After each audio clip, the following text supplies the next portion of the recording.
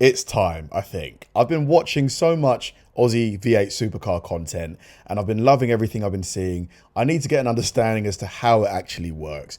What are the teams? You know, how is it? Is it a points-based system? Is it like Formula One where driver wins the race, gets a certain amount of points, whoever ends with the most points wins the championships? Or is it more of like a tournament-based system where, you know, each round people get knocked out? Like, how does it all work? Australian Supercars is a motor racing series that takes place, unsurprisingly, in Australia. Right. Recently, there has been more and more international buzz around the series, so I thought I might make a little video explaining the basics of Supercars. So if you're new to the series and you're not sure where to start, then look no further, because this video is for you. For this video, I will be covering the technical aspects of the cars, the race and qualifying formats, and where you can watch it. I will be making a separate video about the teams and drivers as well as the point system. So if you want to know how the Drivers' Championship or the Teams' Championship works, or which teams and drivers are front runners or back markers, then stay tuned because that video is coming soon. Australian Supercars is a touring car series that uses heavily modified versions of existing road-going cars. Currently the cars used are the Holden Commodore, the Ford Mustang, and the Nissan Altima. Okay, so in terms of body shape, they are pretty similar to each other.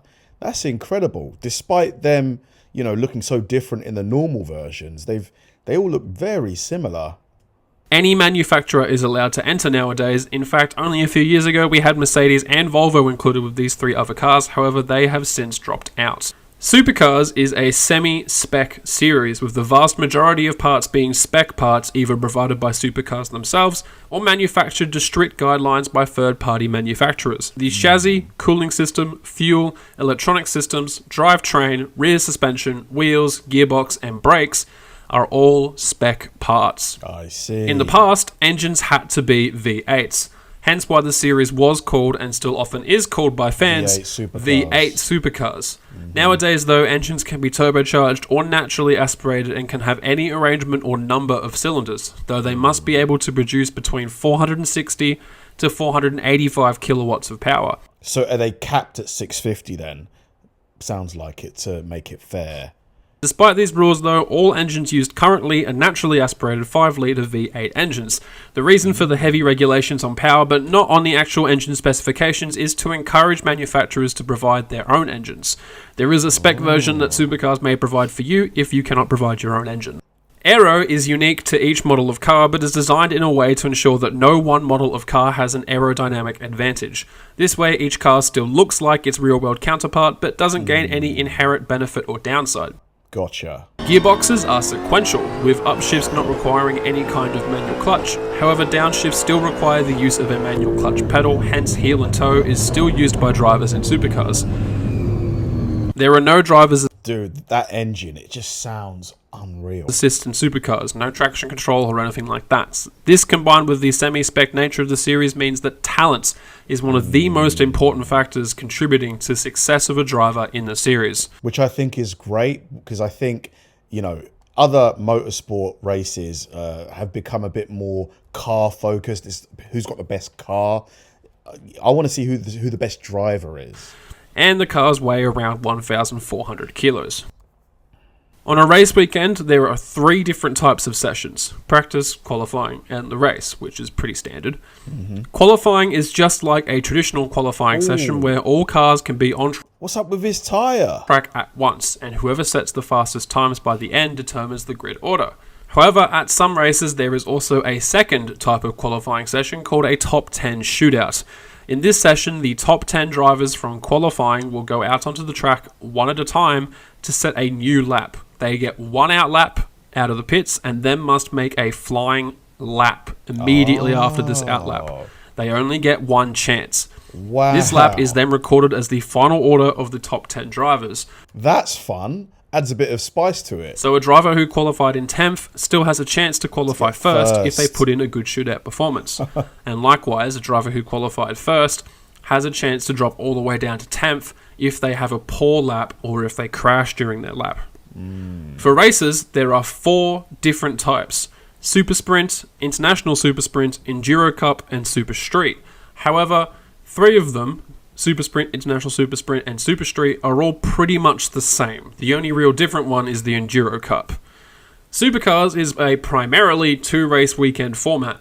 During these weekends, with a few minor exceptions, there are 2 one-hour practice sessions on Friday, with a 15-minute qualifying session on Saturday for Saturday's 120-kilometre race. Okay. On Sunday, there is a 20-minute qualifying session which determines the order of the grid for Sunday's 200-kilometre race. So there's 2 races on the weekend. The Super Sprint is kind of like the bread and butter of the Supercars series. It's what you'll be seeing most of the time. International Super Sprints are very similar to their national counterparts. At these events, there are 3 30-minute practice sessions on Friday with a 10-minute qualifying session on both Saturday and Sunday to determine the grid for both 100-kilometre races. These events are shorter because they often support races for other bigger series like the F1. So really just see them as sort of a smaller variant of the Super Sprint. Super Street events take place at street circuits, as the name implies. Functionally, Super Street events are identical to Super Sprint. In fact, watching a Super Street weekend, you'd be forgiven for not noticing the difference at all. Generally, for these, there are 2 40-minute practice sessions on Friday and a 20-minute qualifying session on both Saturday and Sunday to determine who makes it into the top 10 shootout. Right. This is the main difference between Super Sprint and Super Street. How does funding work, though?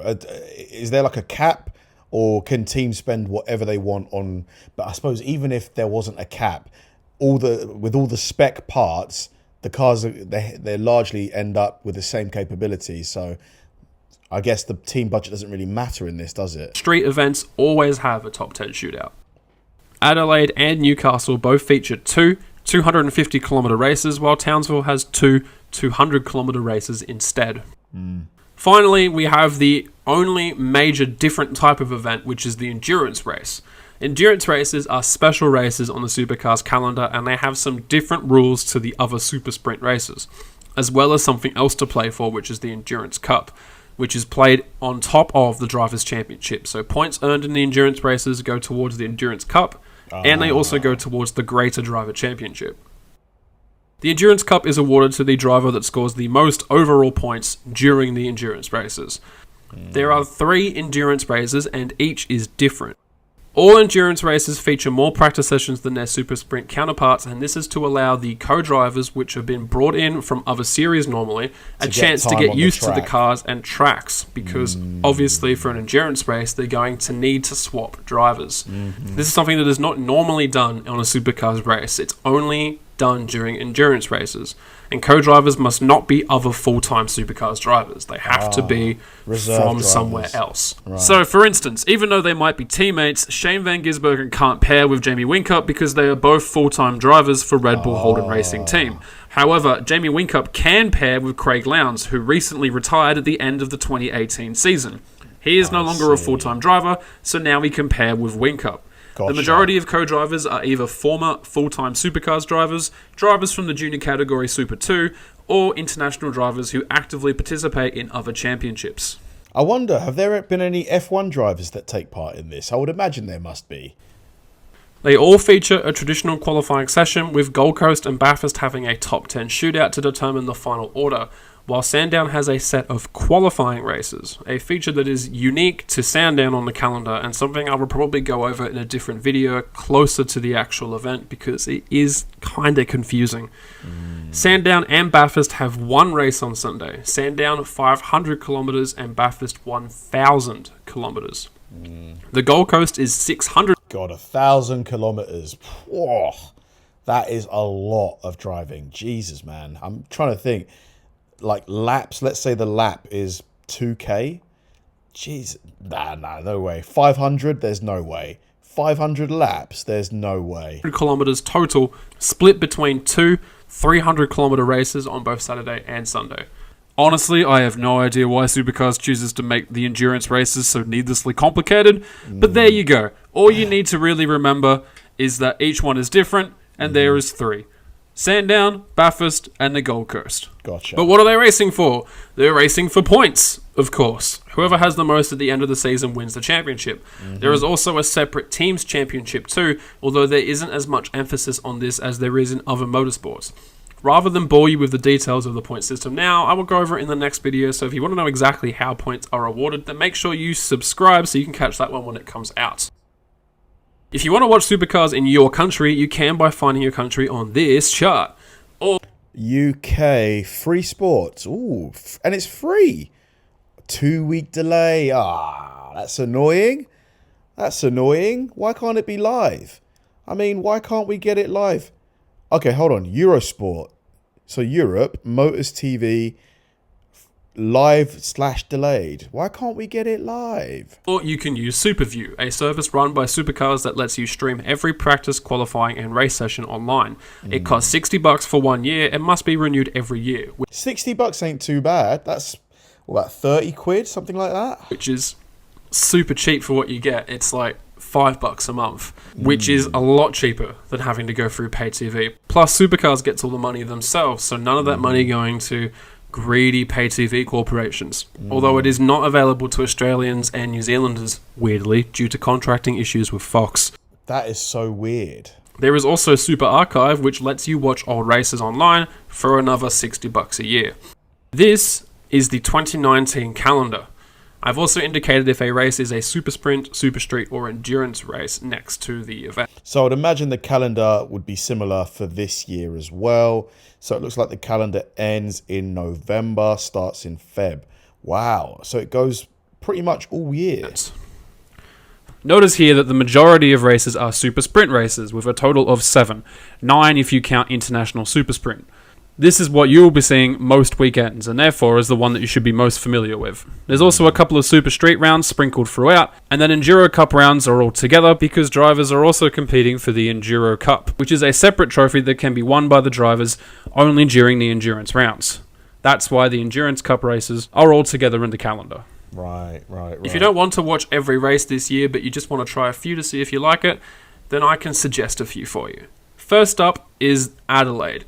The season opener is always a fantastic event, plus it being a street circuit means that they run a slightly longer race at 250 kilometers instead of the usual 200 kilometers on both Saturday and Sunday.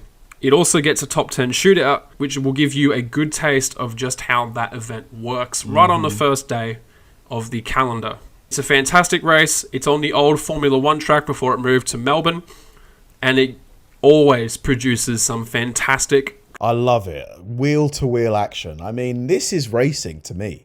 Like, not the Monaco F1 where they're basically just following the leader. Like, I want wheel-to-wheel action. Close racing. Phillip Island is another classic track which always delivers good racing. It's the current home of the MotoGP in Australia, so you know it's going to be a quality track that always produces a good time.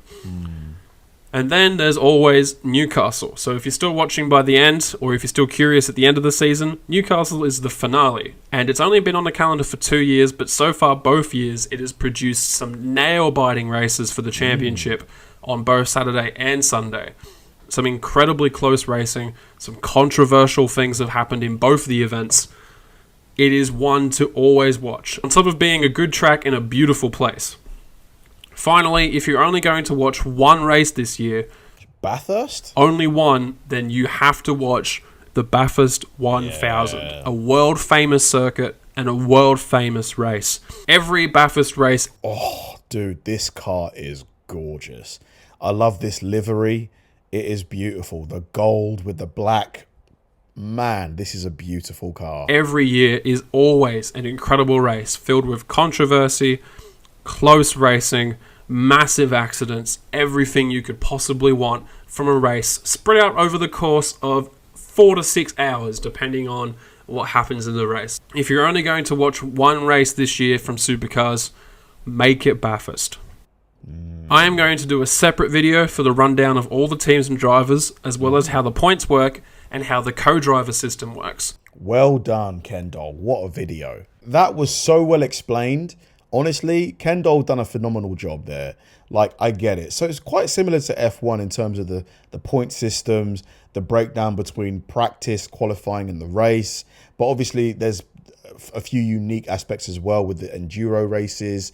You know, there's a drivers' championships and a teams' championships. The drivers' championships is the prestigious one. There's less prestige with the team one. That's a slightly different thing. In F1, they're probably maybe more equal in terms of weight. Obviously, the drivers one is probably the most important. I want to start watching this. I really do. I just need to find a team to root for. Who's your team? Pitch me to why I should root for them. Thanks for watching, guys. If you enjoyed the video, please like and subscribe. And if you did, check out this video right here and hit the join button below. See you there.